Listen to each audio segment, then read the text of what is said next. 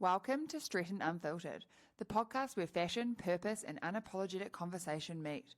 Hosted by Annah and Sami Stretton, this series takes you behind the scenes of a legacy brand and a powerful social impact journey, sharing the stories, lessons, and voices that inspire change. Hi everybody, we're back again with Stretton Unfiltered, and today we're going to talk about curvy girls.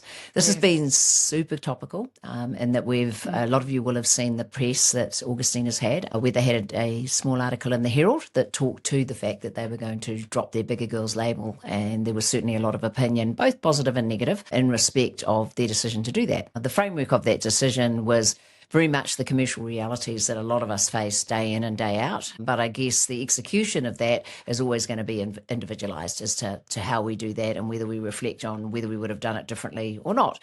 And I guess for us, because we do have, our labels definitely cover a curvy girl, and we have for a long, long time, we felt it was timely to get involved in a conversation around where we're at in respect of the work that we do, the inclusion that's important to us in the fashion label. And so today is all about curvy girls, what it looks like in the Annah Stretton brand, what it looks like now, and what it looks like going forward.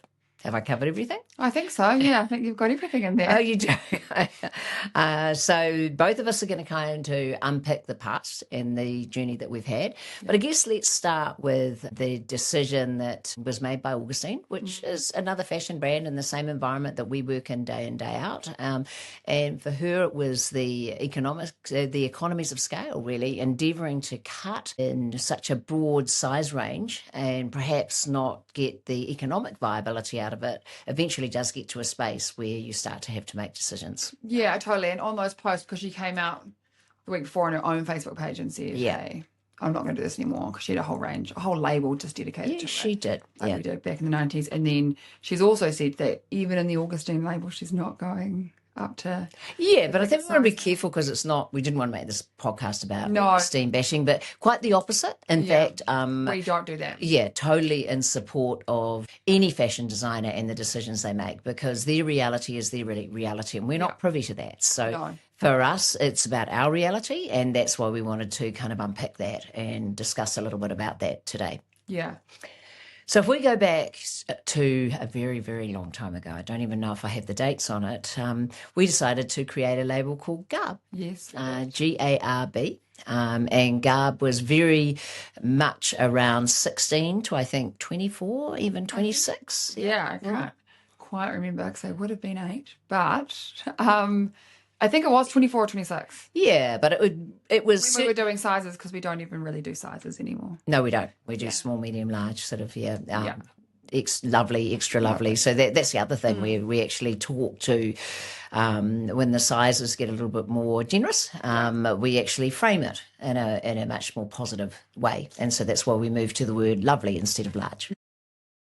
But yeah, I think for us, GARB, many, many years ago, was effectively around saying there is a market in the space. We do have a demand for this, but there is a different design ethos that attaches to this. So when you're designing clothing for the lovely size or the lovely range, actively, not everything's exactly the same as it would be if you were designing for petite, say, or for a smaller woman. And so therefore you've got to take different body challenges, whatever you want to call them, into consideration. So you make garments that are just great to wear for all figure shapes. So there's edits and thought that has to go into that space. And I think what's also important is that you are engaging with fuller figure women in that space, so that you're not effectively endeavouring to just apply the same sorts of rules that you would apply in fashion to the pattern making, to the fuller figure sizes. It is an adjustment, really, isn't it? Like there are certain edits that you do. Yeah, there are, and that was the birth of GARB, because we believed that, and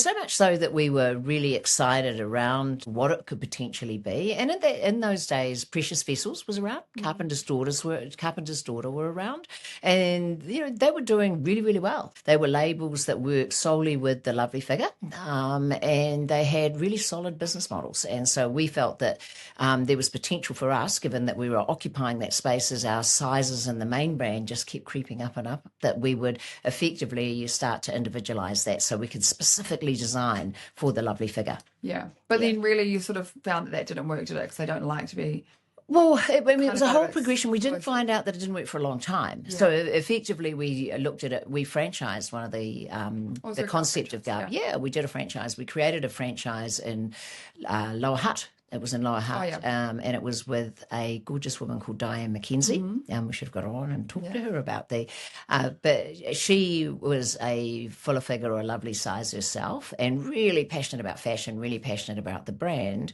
And she set up in Lower Hutt and did really well. Really, really well, because I guess, like anything, if there was an uncomfortability shopping for any woman, you're wanting to go into a store that you believe really understands, who you are, your body size, whatever size you are, and so that relationship is really, really important. So Diane did really, really well for a while, even though she was on the strip in Lower Hutt, and she competed against quite a large mall that exists there, but she managed to individualize her whole business and create something that was really positively geared and worked well for her. But I guess, like anything, times just keep changing. Times just keep changing. And it's interesting too, not that I've ever spoken to Carolyn Ma, who was Carpenter's daughter, or I think it's Cindy Gibbons, who was Precious Vessels, as to why they decided not to continue their lovely labels. And I'm going to call it lovely because that's kind of the framing that we use. But I was very, from me, I can just assume that they either got to a stage in life where they just didn't want to do it anymore, or effectively the business economics of it weren't there, because I know that Caroline Ma actually downsized and downscaled quite slowly and ended up actually doing some of it out of a basement in her home or someone's home for a wee while as well. So, I mean, I guess that's just 33 years of all this knowledge around the fashion industry.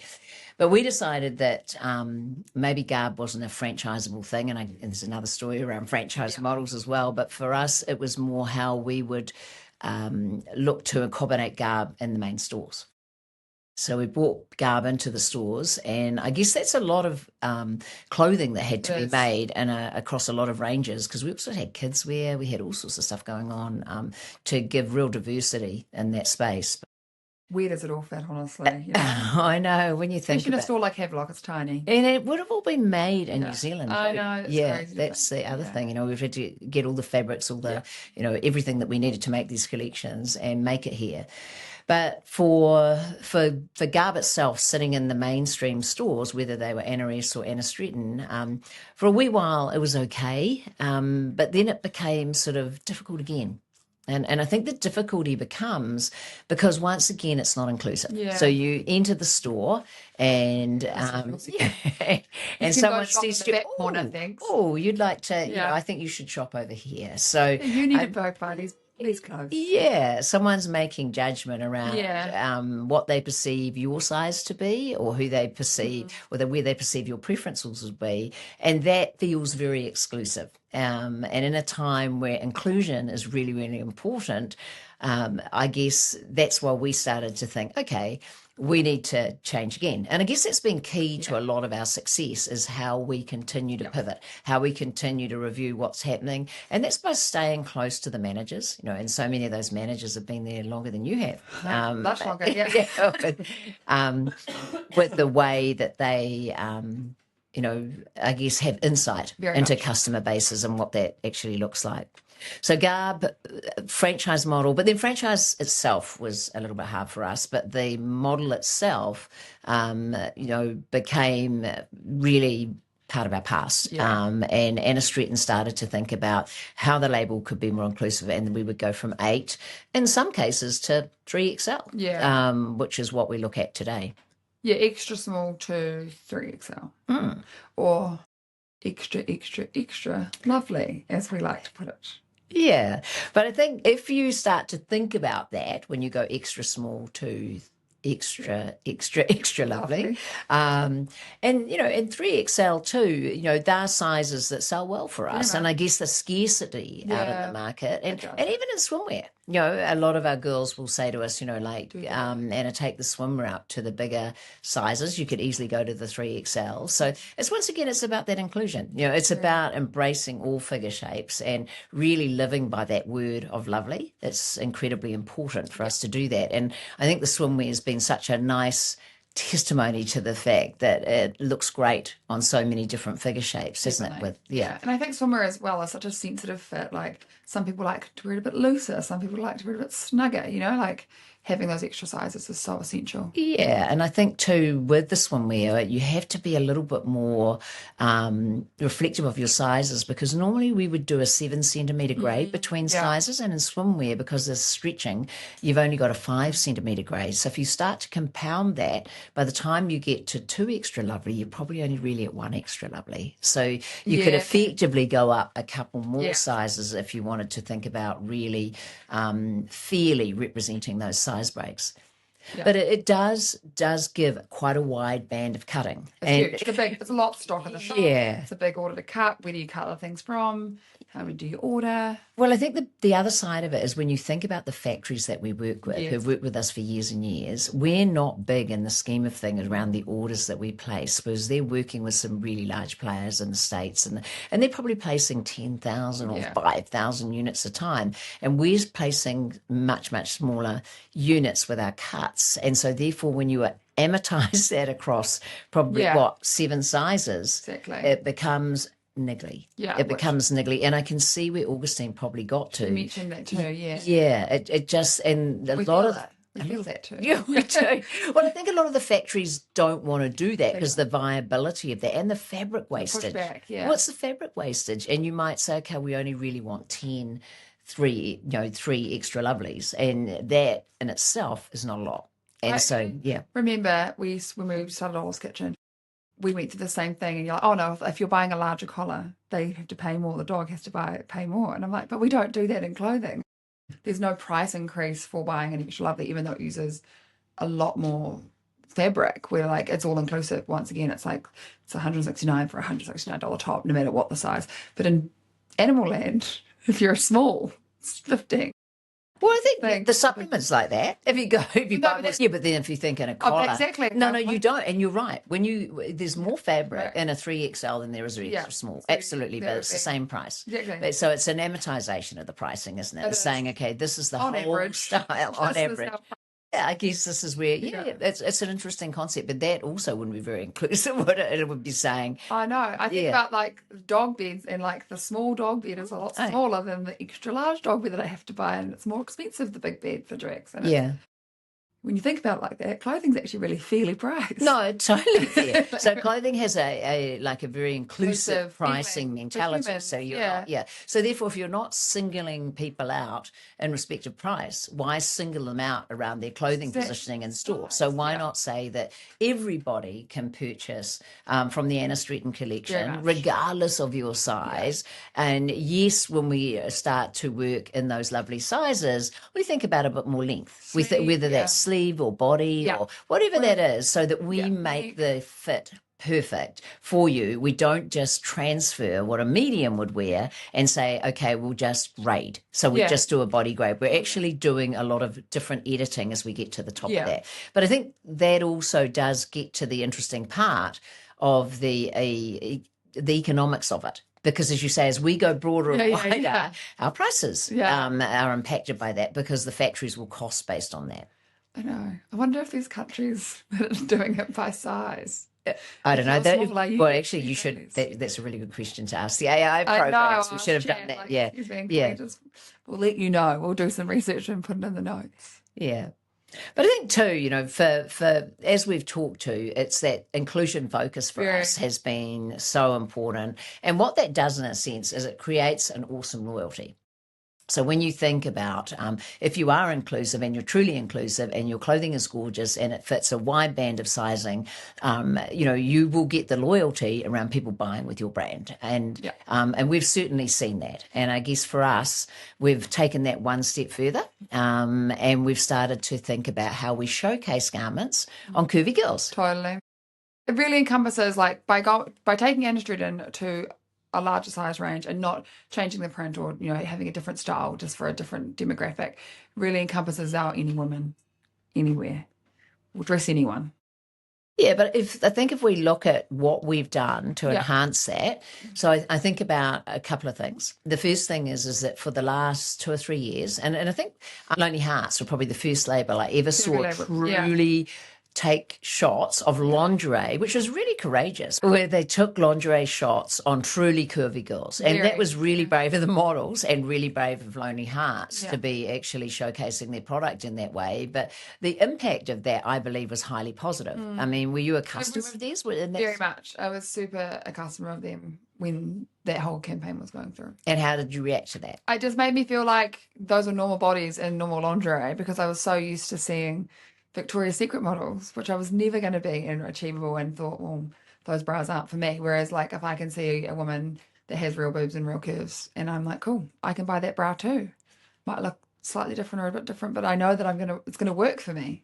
Yeah, I think it's interesting, that relatability. Very and so much. we've transferred that in and endeavoured to shoot our styles on curvy girls. In fact, we preference that. Yeah, we preference love that. It's disappointing for us when a model arrives sight unseen and she's a little bit smaller than we would traditionally like to shoot on.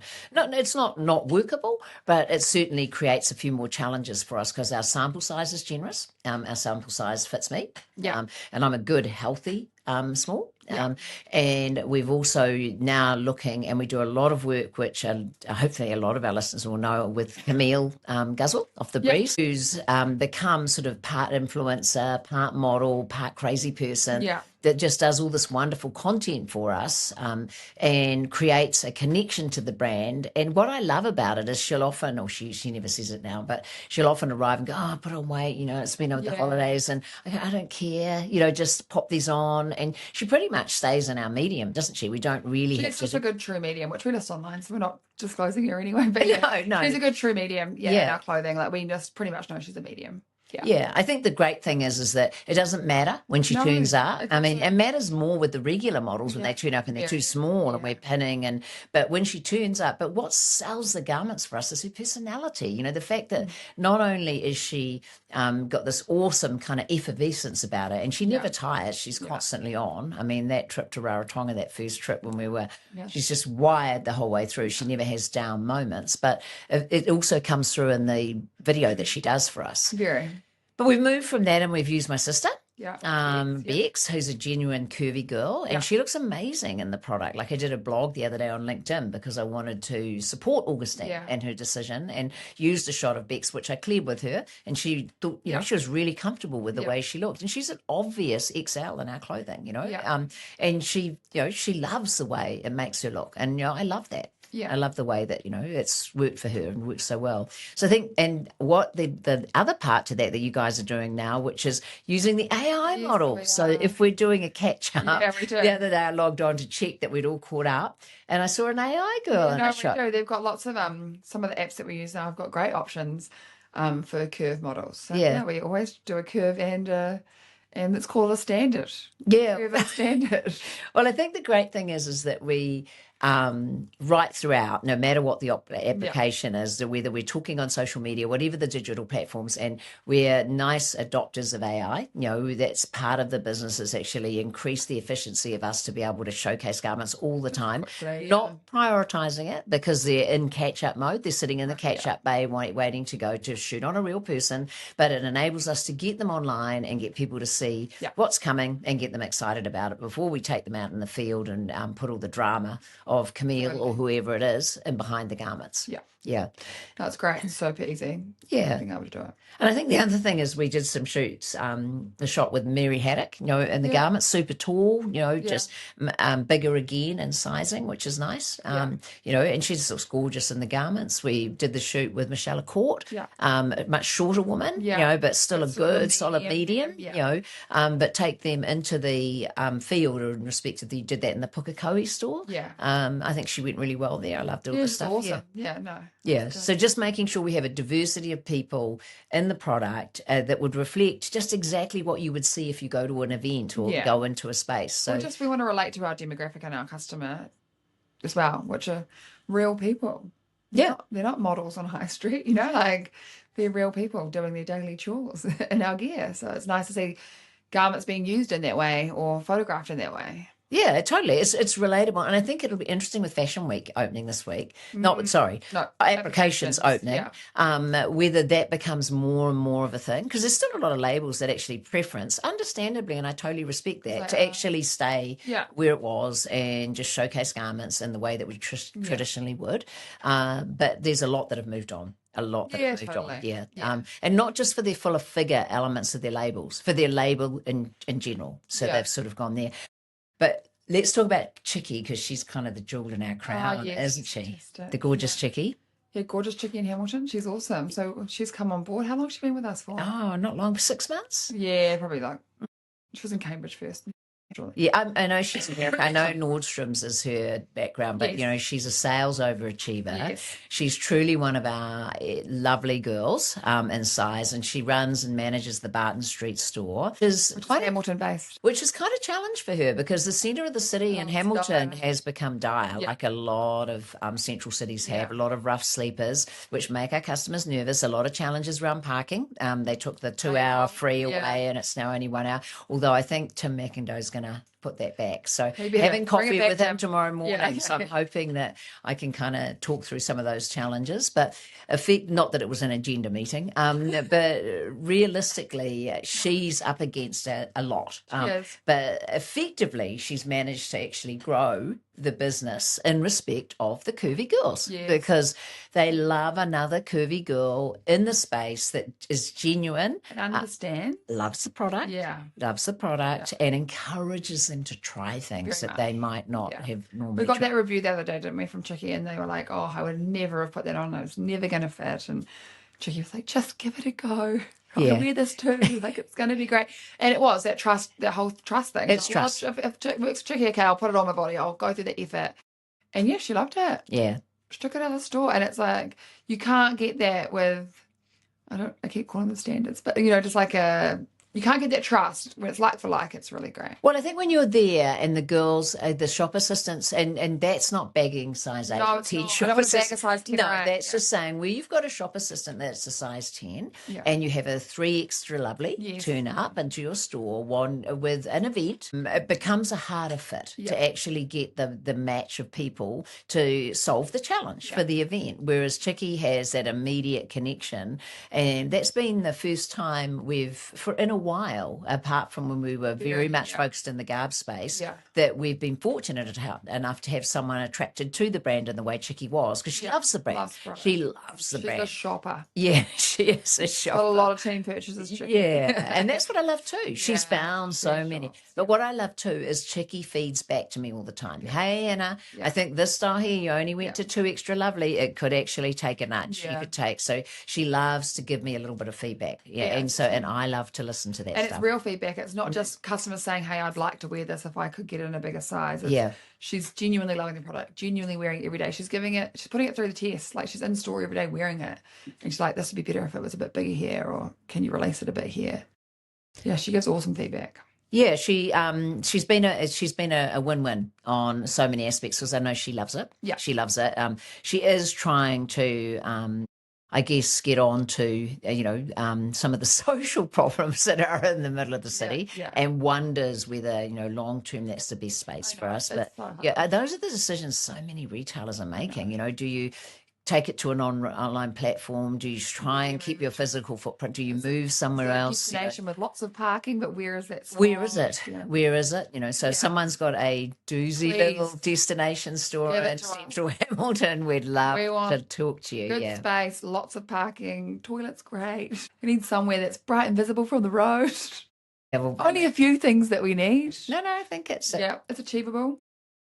And I think if we start to think about where inclusion came for us and why it matters, I think it certainly for me became a big part of the work when we started to work in that social impact space with Raw. I saw the importance of everyone being included. When you've got an equity, and equity exists, I guess, if someone comes into a store and someone says, "Oh, we've got nothing for you."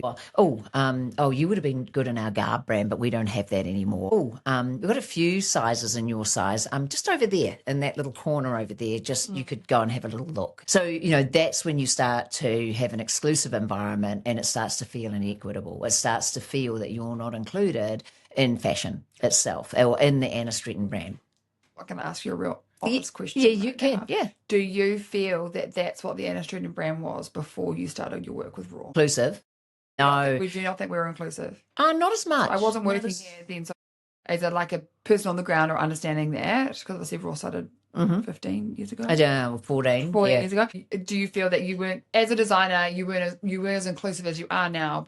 I think I was more commercial. More commercial. Yeah, I was way more saying, commercial. Hey, it's not. I was chasing the dollar. Yeah. I was chasing the dollar. So I thought, maybe if we did a specific Curvy Girls label, there would be an income stream. Yes. I'm way more aligned now to saying, okay, what does our brand mean? You know, what's important to us? I know, and I hear every day, and I know in my own head where I'm at with it, but I know that from customers that what we do in the social impact space matters. What we do, and I believe that value set transfers over to me when I'm making decisions. So when someone like Chicky, and that's a new voice that's come into the equation for me, when she says, "Hey Anna, I'd like you to take this," I give it a go. I trust that what she's wanting. Whereas in the past, I probably would have gone, "Oh, really? I don't know. Probably not." Because I've still got a whole lot of 3XL sitting out the back, and no one's buying that. And I've not attached that to maybe my style was so poor that no one wanted to buy it. Yeah, as opposed to. I hadn't got it right. The wrong way because you didn't have that input from Curvy Girl. Yeah, I would have been way more focused on the money side of it. Whereas now, I do. You can do this style, only a couple of them, and they'll just do them in really generic prints because, they might not sell. Yeah, now we're like holus bolus bestsellers. Chuck them in. Do you think Raw's changed my leadership style? Very much. Very much. So I think it's changed the way I design. I think it's changed a lot of the way I talk, my value set, what's important to me. Yeah, so I really do think that Raw has had impact, but we don't trade off the back of it. No. So we don't kind of say, okay, if you buy this dress, $50 goes to Raw. We don't do that. So we don't actually connect them really at all. At all. It's kind of a hidden secret. So it's not a secret. No, but because from the point of view of the work, yeah, we don't it's like kind of it's not the top banner flashing like buying from Annah Stretton, you're going to make an impact. You're making impact in women's prisons daily. We don't flash that as a selling feature on our website. I guess it does explain the life-changing clothes, though. Sometimes people go, why are they life-changing? Why are they life-changing? They have glitter in them that turns you into a chameleon. Yeah, that is not. So, but we could actually clarify that. So life-changing is around the social impact footprint that we have across, whether it's Waikato Women's Refuge, whether it's Raw, whether it's whatever organisations we choose to work with or align or support. True Colours is another organisation, Waikato Breast Cancer Trust of old. It's now got a new name. But those are trusts that we've chosen to support, and I guess that's where we chose that byline, and that the fashion has enabled me to make those decisions and support those organisations and seed fund them, but we're not trading off in respect of, they're totally independent now, and they make things happen, themselves. They get great. Absolutely. I think that actually would be a really nice segment to do on social media, just for our new followers, plain life-changing clothes. Life-changing clothes, yeah. A whole lot of new people, and it'd be like, why? Why? I know the girls often say, they don't understand. Yeah. Or maybe that's just getting the induction booklet. We can check that. Yeah. Okay. Well, I think we've said a lot around Curvy Girls. Yeah. I think we've offered our position around it. I think I want to reiterate that this is certainly no reflection, I guess, in any way a negative pitch against where Kelly Clow and Augustine went. I certainly don't have any opinion other than support for those decisions that any of us make in the fashion space. It's tough. It's a tough, tricky space to navigate, and I really respect when people have got the courage to call it, and call it so openly, because it was pretty hard on her sleeve stuff when she started to get a lot of that naysaying stuff happening. Totally applaud her ability to actually be upfront and manage that and put her voice behind it, and really come to the fore and get involved in the conversation, because it can obviously crunch their numbers and be like, you know what, we actually need to do this for us, which is totally fair enough. And I think that in our wrap up be of real. this, we've been particularly lucky Yeah. in the diversification we've had in accessories and homeware, and some of the other areas that we've headed into. 50% of our business is now online, or close to 50%, 30 to 40 in accessories and homeware. So that effectively gives us a huge diversity. So where something perhaps isn't working in the clothing space as well as it should, we don't feel the pain as immediately because other parts of the business are carrying it. And so, sure, good financial practice would be to work that out and work it out quickly, but we've got the luxury of being able to say, hey, we can remain and we can hold on to that inclusion and that diversity that we've always talked to because of the diversity that we practice. And within that diversity, affordability is So pretty overall. much, is very much the statement that we make against the brand and the pricing structure that we have. Very much. Yeah. Always about affordable and inclusivity. Yeah. People can all have a piece of Annah Stretton at any price point. Whether that's some little tissue kind of tubes that you Don't can say stick in those your because car. they haven't arrived yet, but the sling bags have just arrived. So I think for us, my closing statement would be that, belonging to a brand, to the legacy that you and I are trying to create, it's powerful to think that people enjoy what we're trying to achieve and feel that they're part of that journey. I mean, just as late as last week, Rose said to me, so many women come into store and they talk about you as if they know you. As if they know you. And she said, I love that. I just love it, and they're just so proud of what you two are doing and what you two are creating together. So it's a huge privilege, not only to be, I guess, working in that social impact space, but to be leading a thriving fashion brand, and we're working with my gorgeous daughter. Oh, thanks, Mum. It's great to be working with you. Yeah, so that is us on Curvy it's Girls. We will be back with another topic and another podcast. Soon. Thank you for listening. No worries. Thank you. See you later. Thank you for listening to Stretton Unfiltered. If you enjoyed this episode, make sure you follow us and share it with your friends. You'll find us on all platforms where you get your podcasts. We'd love to hear your feedback or your guest suggestions, so please reach out and join the conversation. Until next time, stay unfiltered.